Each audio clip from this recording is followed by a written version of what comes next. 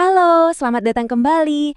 Hari ini kita mau ngobrolin sesuatu yang kayaknya ada di mana-mana ya, pay letter. Di satu sisi, wah ini sih bikin hidup gampang banget.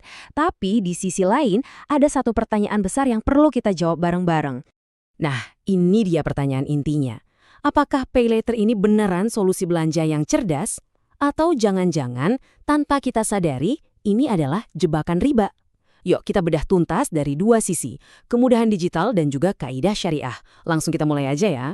Oke, sebelum kita jauh-jauh ngomongin halal atau haram, kita harus paham dulu nih, kenapa sih pay letter ini bisa populer banget? Jawabannya simpel, karena tawarannya itu emang menggiurkan banget. Betul banget kan? Rasanya tuh hampir semua hal, mulai dari pesan makan siang, beli tiket, sampai beli gadget baru. Semuanya bisa kita dapetin detik ini juga, bayarnya nanti aja. Ini tuh kayak kita dikasih kekuatan super buat belanja langsung dari HP kita. Terus apa sih yang bikin nagih? Ya ini dia nih. Pertama, kita jadi punya daya beli instan. Pengen sesuatu, langsung dapat. Prosesnya juga super simple, nggak pakai ribet. Terus udah nyambung langsung di aplikasi belanja online kita. Bahkan buat sebagian orang ini bisa bantu ngatur cash flow bulanan. Kombinasi maut ini yang bikin susah banget buat nolak. Oke, kita udah bahas enaknya ya. Sekarang coba kita tarik rem dulu sebentar. Kita geser sedikit dari dunia digital yang serba cepat ke sebuah kerangka prinsip yang udah ada ribuan tahun. Jadi, gimana sih sebenarnya Islam memandang urusan utang piutang? Nah, ini dia poin yang paling mendasar.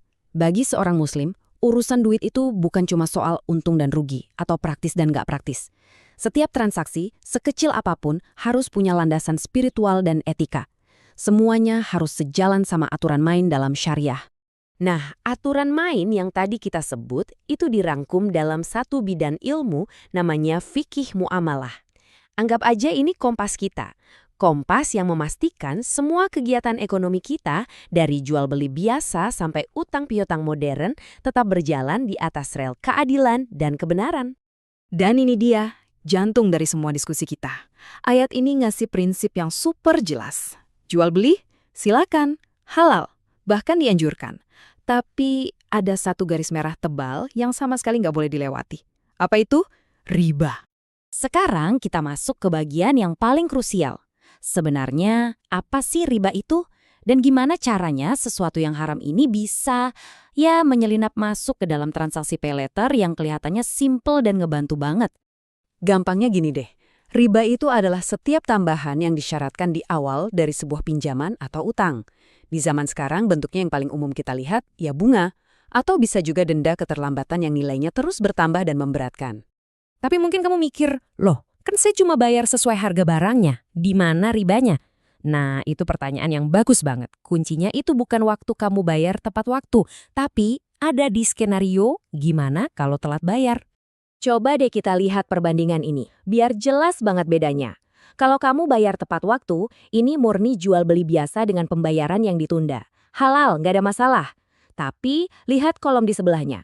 Begitu kamu telat bayar dan muncul tuh yang namanya biaya tambahan, apapun sebutannya, mau denda, bunga, atau biaya keterlambatan, nah tambahan inilah yang jadi titik kritisnya. Inilah yang berpotensi jadi riba. Oke, sekarang kita udah tahu di mana letak masalahnya. Terus pertanyaannya, jadi gimana dong? Apa kita harus anti sama pay letter dan semua teknologi keuangan? Tenang dulu. Kabar baiknya, kita bisa kok tetap jadi orang modern tanpa harus melanggar prinsip. Kuncinya cuma satu, jadi cerdas. Jadi tujuannya itu sama sekali bukan untuk menjauhi teknologi ya. Bukan itu. Tujuannya adalah memberdayakan diri kita sendiri, jadi pengguna yang sadar, yang melek, yang bijak. Kita harus paham risikonya, dan kita memilih dengan penuh kesadaran, supaya setiap transaksi kita itu sejalan dengan nilai-nilai yang kita yakini. Terus langkah praktisnya gimana? Ada 4 nih yang bisa kita pegang. Pertama, dan ini wajib, jangan pernah lagi ngeskip baca syarat dan ketentuan. Pahami dulu akadnya sebelum klik setuju. Kedua, cari dan pilih layanan yang emang nggak ngenain bunga atau denda yang aneh-aneh. Ketiga, kalau ada, selalu utamakan opsi yang jelas-jelas syariah. Dan yang terakhir, ini pondasinya. Hiduplah sesuai kemampuan. Ini perisai paling ampuh biar kita nggak terjerat utang. Nah, sebagai penutup, mari kita luruskan lagi niat kita. Karena pada akhirnya, semua ini bukan cuma soal menghindari apa yang dilarang, tapi ini soal meraih sesuatu yang jauh jauh lebih berharga. Dan sesuatu yang berharga itu namanya berkah. Ketika sebuah transaksi itu jujur, adil, dan sesuai aturan, yang kita dapat itu bukan cuma barang atau jasa, tapi kita juga dapat ketenangan hati. Nah, inilah bedanya antara transaksi yang sekedar sah dengan transaksi yang mendatangkan berkah.